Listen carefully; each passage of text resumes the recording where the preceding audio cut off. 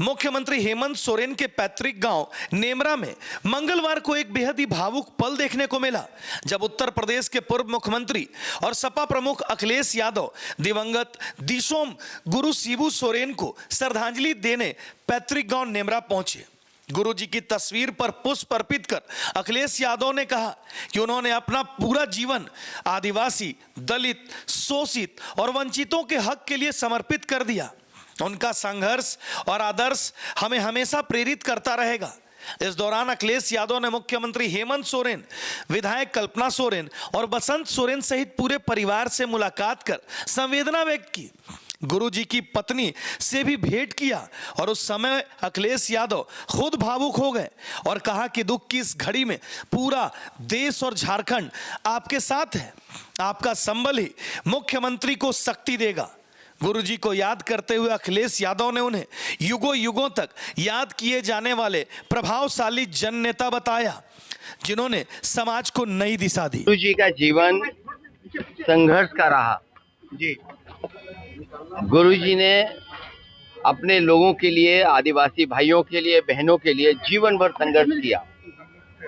उनकी संस्कृति, उनके अपने जो तमाम मसले थे, उनको सम्मान कैसे मिले, उनको पढ़ाई में कैसे आगे बढ़ाएं, उनका जीवन कैसे बदले, उसके लिए पूरा जीवन लगा दिया।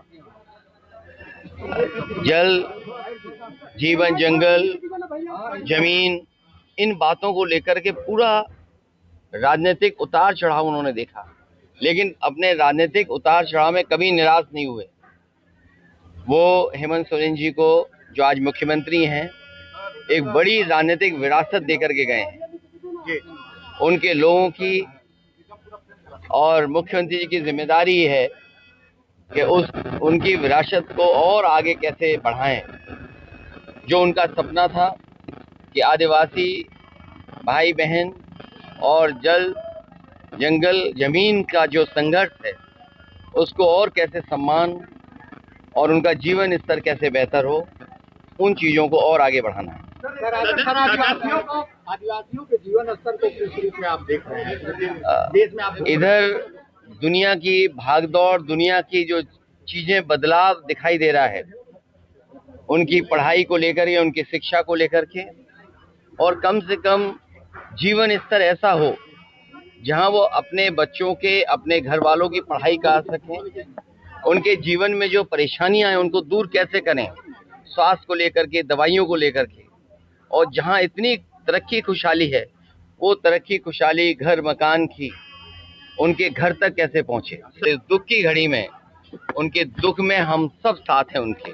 वो हमारे साथी हैं और लगातार हम लोग मिलते रहे हैं, एक दूसरे के साथ काम किया है। तो आज इतना ही कि जो उनके पिता गुरुजी इतना बड़ा राजनीतिक सम्मान देके गए हैं, उस राजनीतिक सम्मान को और आगे बढ़ाएं।